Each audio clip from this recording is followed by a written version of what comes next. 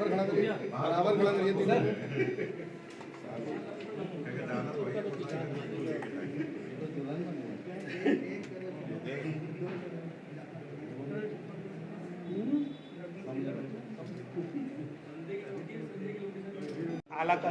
आला कतल निकालो।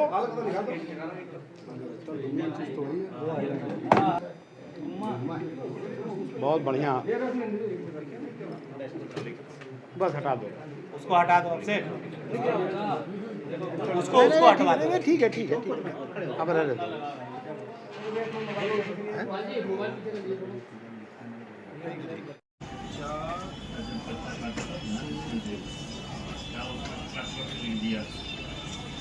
कोई बात नहीं, डंफल लास्ट वाले पैसे काट दो। वहीं बैठ के इनको बता रहे हैं।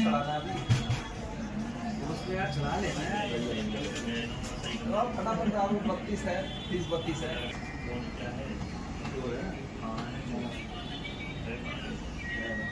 दुबग्गा का देखो यार,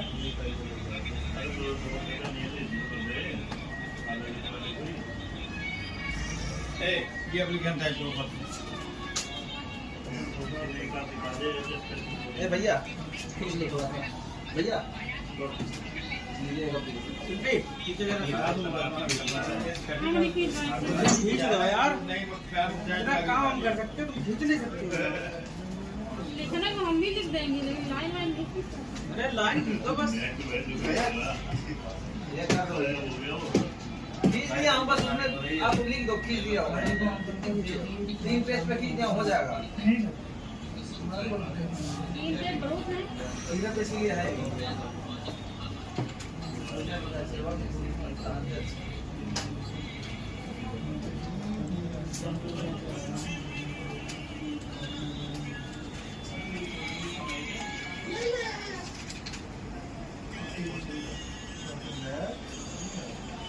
फुटेज मिली जिसमें कुछ चोर संदिग्ध जो थे वो चोरी करते हुए दिखाई दे रहे थे। इस चोरी की खास बात ये थी कि इस चोरी में कोई ताला नहीं तोड़ा गया था, बल्कि दुकान की ही जो चाबी थी ताले की, उसके द्वारा खोला गया था और चोरी की गई थी।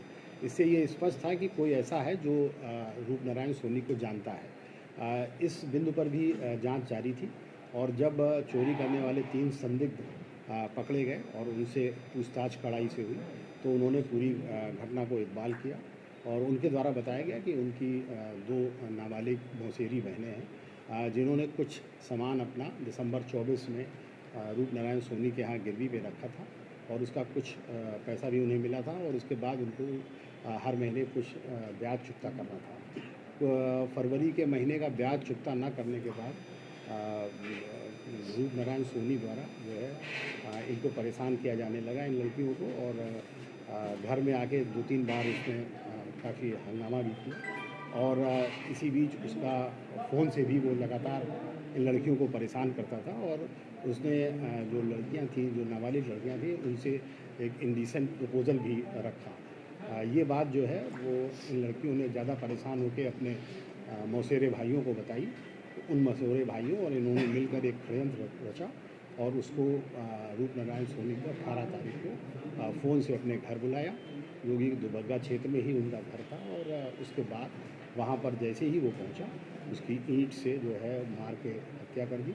हत्या करने के बाद उसको जो है ये एक एम्बुलेंस में लेके घैला पुल में गए और घैला पुल से उसको नीचे फेंक दिया और उसके जेब में जो चाबी थी, क्योंकि वो दुकान बंद करके सीधे आया था, उस चाबी से ले गए और चाबी से उन्होंने उसकी दुकान खोली और उसमें चोरी की और चोरी करने के बाद फिर ये लोग भाग गए। इसमें जो अभियुक्त आए, इसमें गोलू और विनय 2 सगे भाई हैं और उनका मामा का लड़का है हंसराज और 2 नाबालिग अपचारी हैं जो भी इनकी मौसेरी बहन हैं।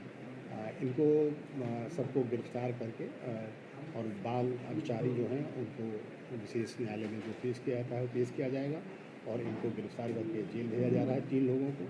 और जो बरामदगी हुई है इसमें करीब 5 किलो 207 ग्राम चांदी है और 143 ग्राम सोना है और जो आला कतल जिससे इन्होंने मारा था वो भी बरामद हुआ है। वो एम्बुलेंस जो एम्बुलेंस से ये रूप नारायण सोनी की डेड बॉडी को गहला पुल पे फेंकने गए थे, वो भी बरामद की गई है।